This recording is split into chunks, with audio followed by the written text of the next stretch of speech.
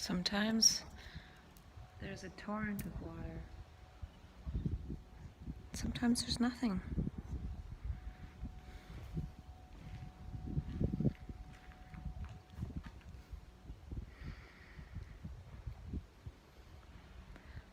I'm still feeling pretty good. Qualitatively different, for sure.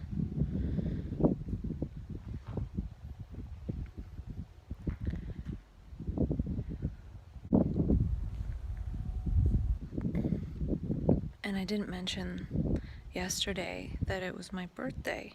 I totally forgot. And it was so nice to not spend a birthday in the psych ward. I remember last year I was taken out for dinner by family members, and we went to a restaurant, and then I had some dessert. I had some kind of pie or something. And after I ate the pie, my gums went numb, and I felt like I was somebody who was self-medicating with some kind of illegal drug. That numb feeling on the gums people can get, I just had this sense. And I had this sense that I had overindulged, and I was afraid, and I didn't quite feel like myself. It was kind of scary, so I wasn't altogether better at that point. But I was still on that medication that made me feel worse, so I'm not surprised. Rocks on the wall to hang from. It's really interesting because I wanted to find a tree to hang from just to improve my grip strength a little bit and arm strength and stretch my joints a little bit and gravity.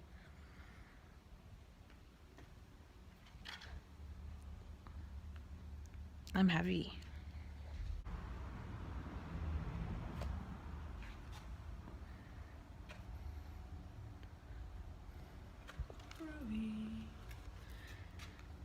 And a couple hours ago, my first day after turning 35, I found a gray hair. It's right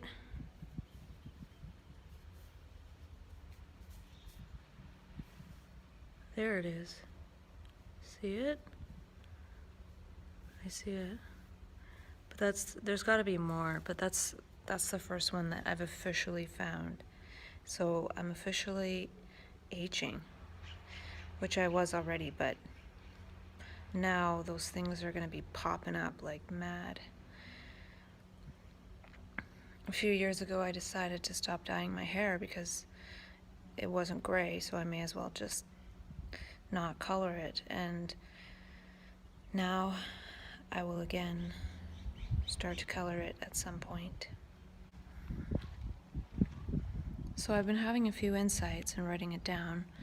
Unlike the however many days prior,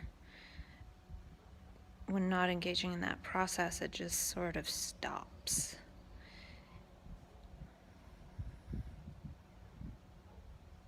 But the good thing is it can just be started up again.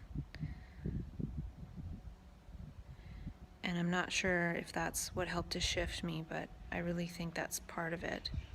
I was thinking about how this process allows us again to come up with our own perceptions. Like we might in childhood, we might see something and give voice to something about how we perceive it. And it's not necessarily true, but it's part of learning and it's fun.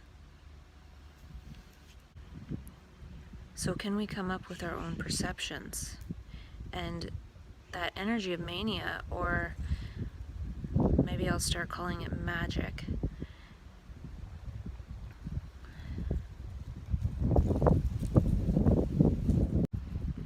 it's an energy that allows us to come up with new perceptions, or have new perceptions, and then give voice to them, or not give voice to them.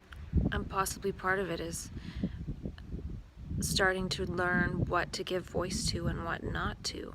So we might have a perception, but it might not be something that is good to give voice to.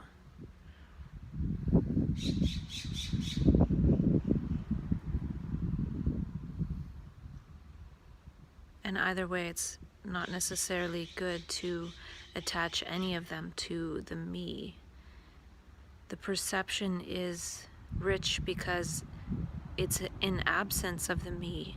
So instead of having this ego sense through which we sense and interpret everything, that is decreased, and we're in touch with all of our senses at the same time, which isn't just 5 senses, it's every cell in our body has a sense. So we can be in communication with that to some extent. And the thing is, when that sense communicates with us, whether it's a cell or all our cells or a certain sense, this information, when we sense it, there's some kind of organization that happens that gives voice to something. So we can give voice to it, or we can use it to identify and create more of a me-ego structure.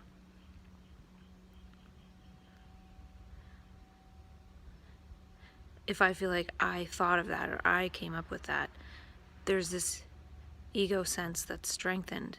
But when it's just words, like it's just giving voice to something that was seen or perceived or felt, it's giving voice to all those other senses as opposed to just the opinions and the judgments and everything that one has absorbed and remembered throughout life. So instead of speaking as a memory, we're speaking as perceptions and senses in the moment. And at first that's very intense. But over time, we can learn to understand that more. So every time this flux and flow and change in energy of consciousness happens, we can learn. And it could be some kind of accelerated learning because it's like being immersed in it and there's no escape. Whereas if it was just this gradual little thing, then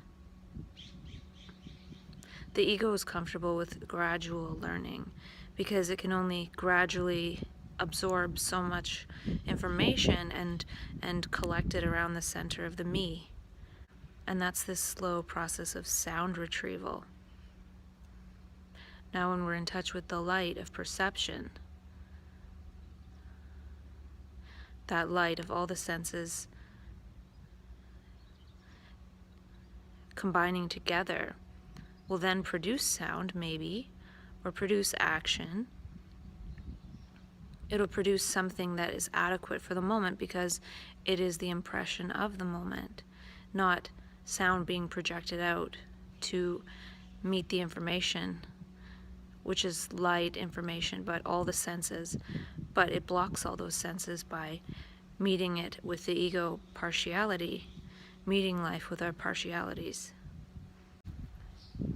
So in a way, the mental health system is the perception police.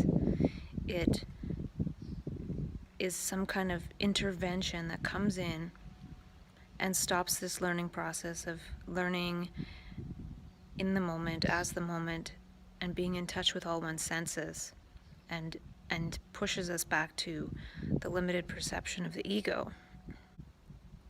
I feel like part of the trouble is that during this transition period where one is in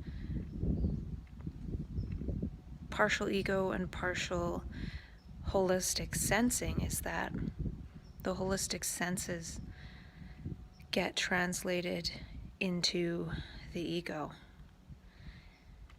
because that's the language we speak inside and outside. So then it's kind of muddled up.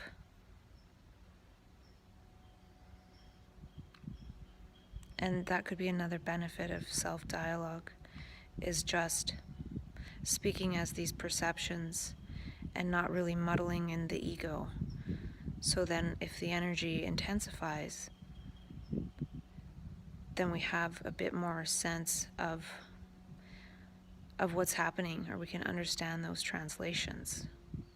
When I had that terrifying energy wake me up as I was falling asleep about a month ago, when I jumped out of bed, I had this faint sense of, oh my gosh, I have to kill myself, or oh my gosh, I'm going to hurt myself.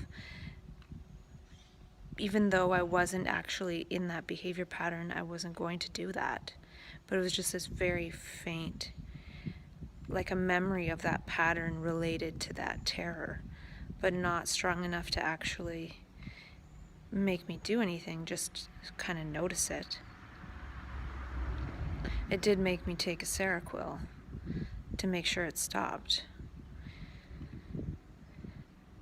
And perhaps I could have waited it out and seen if it just stopped on its own, but I didn't do that yet. But that might be the next step. And because when I had the full-blown crisis in January, and I said, well, the next step is to try to get it before it turns full-blown. And I think I might have done that this time. So the next step, it's almost like a step backwards, because it's actually allowing to see if it's going to go full-blown, which maybe I already know the answer because I've already had it happen that way a few times. But the difference would be maybe just going through it and allowing it, and then not taking the pill to see what happens, which could be kind of scary. And I feel there's something with this whole fear thing. Like that fear, that terror of death is the ego being afraid. But it's not the ego being afraid, it is the ego. So it's that coming back in or that trying to leave, I don't really know. Or if I can be with that fear and just watch the ego shrivel away. Kind of like that last scene in Fight Club when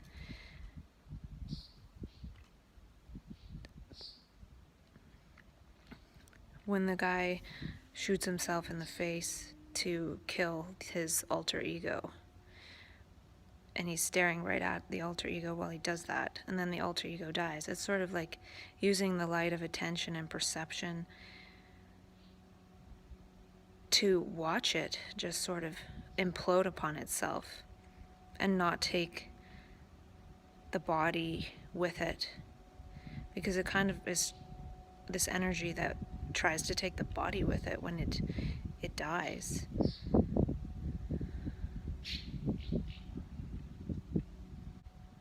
So I am reducing my medications. Today I will take another 75 milligram reduction of lithium, and so I'll be on 450. And I'll reduce the Seroquel. Well, I'll keep going with a quarter Seroquel, and then I'll reduce the trazodone tomorrow night by another eighth, so I'll be on 3/4 of a pill of trazodone. And the last 3 days I'm feeling so much better, just less drugged. I think those drugs, they just create this state that goes along with one's posture and one's facial expressions and everything, or lack thereof. And it's kind of scary. It definitely is this chemical prison. It's like this, it's like the ego tries to die to some respect and maybe just sort of atrophy and have these other senses come in. And it feels intense because it's new. It's something that we haven't really sensed since we were children. So I already feel more freed up, and maybe it's partly because consciousness knows that these drugs are going to be on their way out of my system, hopefully. And the thing is, if it leads to some kind of crisis, I might just go through it without the meds, because I've been on the meds and these crisis events still happen. So if I come off the meds and they happen, like, whatever, who cares? It's the same thing. I guess the only thing is that I could go into possibly being more up and down instead of being sort of stable. But how stable is it really if I keep having these distressing events? So yeah, I don't know if I said, but the mental health system is the perception police. If we had different people who were in dialogue with us when we go into these meaning-making states and hyper-learning states and new perceptions and giving voice to something that is beyond us. And learning how to do that, not getting back to the voice of the ego, which is the suffering and the struggling and the pain. This other voice, this other perception is trying to break that. And that's partly why I've been in dialogue with myself, to create this context. And I didn't really realize it, but this dialogue process is part of what that energy in the brain wants to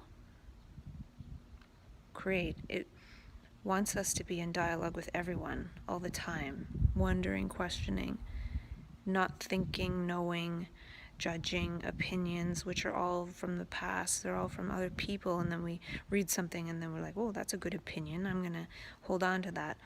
We don't form anything of our own, and part of this perception process is forming something original and of our own, which isn't of our own because it's actually a perception from the totality that we all share. So it's not even our own, it's the voice of Gaia, the voice of humanity, the voice of nature.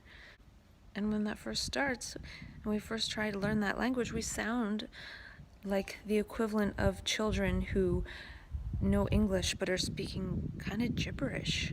But eventually, through reading life and daily life, it starts to come together. Because we've been using language wrongly. And then when that breaks up and we're starting to attempt to use language in a different way, not even really knowing what the right way is. Because if we knew what the right way is, we would do it. So it has to break up the old to bring in the new, but in the meantime, we're at risk of being diagnosed with some kind of mental illness. And I think that's partly the reason why I feel like it's important to have dialogue with each other and help each other to speak this other language, not just about, oh, these are my symptoms and this and that, but the meanings and perceptions that we have to help each other learn this voice reversal process, giving voice to what we see and sense and feel and perceive in the moment, and not the past's interpretation of a small fragment of what it can see that is made salient from its conditioning. Why does the human brain collect sound? And I feel like if there isn't sound all crowded up in there, and the light comes in and information and the energy, and it's clear, and it impresses upon all of our senses, there's a computation that gives voice to something else. And it seems like it really does collect sound, because when we're in magic, when we're in map consciousness, trans-consciousness, and omnipolarity, we are spitting out bits like they're coming out of our brain like popcorn. And so we're saying some of that old stuff, and that's getting mixed in with the new stuff of perception. So we're not mentally ill, we're learning a new language. We're learning how to use language instead of be used by it. And I wrote down an insight, and I, again, don't know if it's true, just came into my mind. It's not that we get rid of the ego, because really, who's going to get rid of it? The ego can't get rid of the ego. It's that the light of perception moves faster than the speed of sound of the ego. So the ego is going at the speed of sound, like blah, blah, blah, blah, blah, blah, blah. But if that light of actual perception of the present moment hits our being, it's going to break down some of those sound structures, because that perception is going to inject another voice. So if I'm going blah, blah, blah circles in my head with sound, and all of a sudden for some reason I see something beautiful, and I look,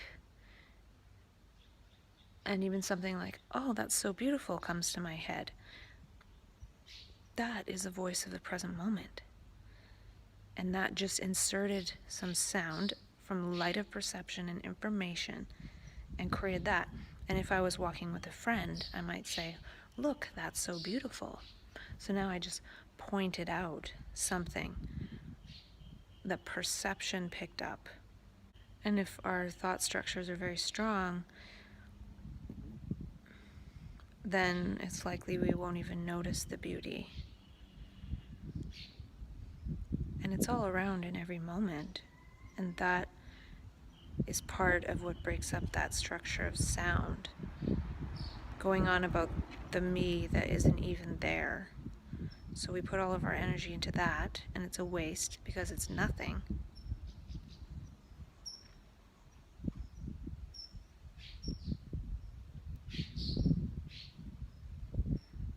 The birds like to fly through here.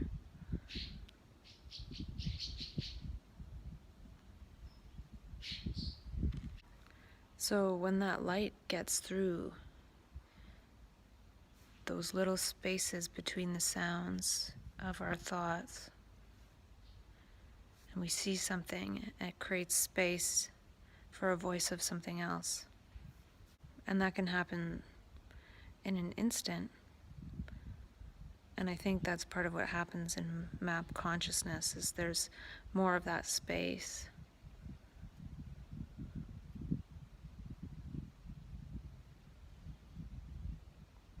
And I feel like that energy that comes in creates that space in the brain, because the sounds and the thoughts are wasting the energy of the brain and diverting it to the prefrontal cortex and dopamine. But this energy that comes in, it has nothing to do with us. It's not personal. And it helps us to see life non-personally, which is beauty, which is there. It has nothing to do with me. But when all we can hear is the me, we can't be with that beauty, which is everywhere. And part of the main problem of the world, I would feel, is that we're okay with sacrificing beauty for the me. We'll cut down the trees, we'll do all these things, and we can't even see the beauty of not even just the one tree or whatever, but the whole process of it. And in destroying that beauty, I actually feel, and there's no way to prove this, that is part of what creates more thoughts, because thoughts aren't personal either. We just sort of pick up on them like antenna. People are thinking thoughts, and everyone has their own private mixture of thoughts.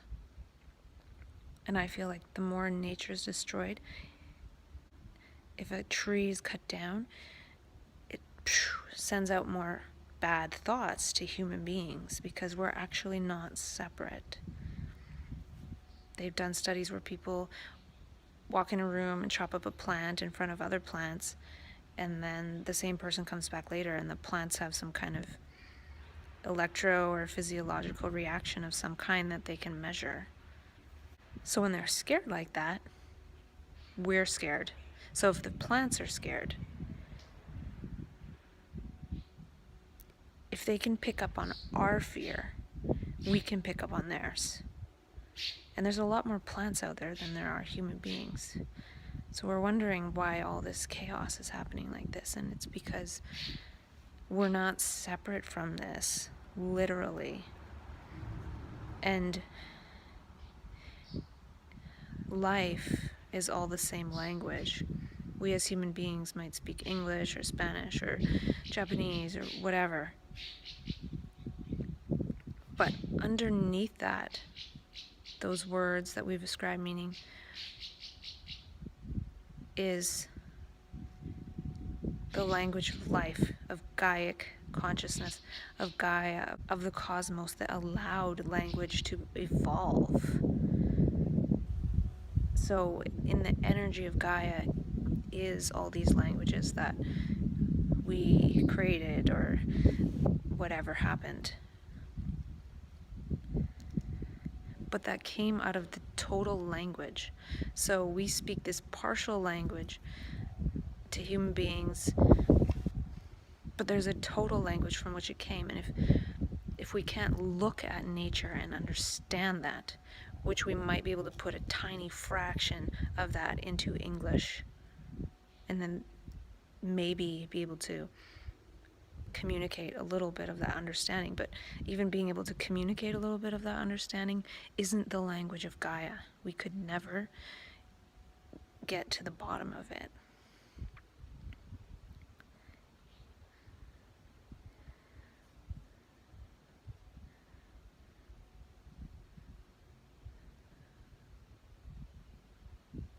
And we're translating it all into our language. So we have the language English. But if we see a tree and translate that into paper, now we have translated that tree into human being, or human using, human functioning. So we're transforming this whole complexity, this whole language, this whole gesture, this holistic life entity into human being. We're translating it into that. So it will retaliate with its own language, which is, earthquakes or whatever it can use to destroy human beings. And I don't think that it wants to destroy us. We're all the same, but it's just talking back. It's just saying hello. So we can see beyond the tricks of sound. The tricks of sound that produce this light image encaging us. But as some light of the actual gets through that, as it gets through and creates this holistic perception, we give voice to something or we understand something, it breaks up all this light cage misunderstanding of light and sound, holographonic interference. And I've also seen that seeing and perceiving give energy. Understanding and learning and being with the moment give energy. And I feel too, just speaking as this other voice, just using one's voice not for personal interest and personal functioning and personal gain, the language of human using. It's a different language. It's a language of perceiving and wondering. And if we could speak this language, we wouldn't feel the need for all of this mindless entertainment to shut up the ego, because we'd always be learning from what is in the moment. And the voice we hear in our head is self-talk, as they call it, when self-dialogue is self-discovery, discovering things, understanding, learning. That repetitious thing is not that. It's not understanding, it's not learning. It gets in the way. And I think this way of speaking actually wakes up the brain. It wakes up the brain by talking to it, not having repeating tapes in it. The brain is pretty much asleep. Just like we fall asleep at night watching TV. Well, we fall asleep during the day watching our inner TV because it's on repeat and we've seen it a million times.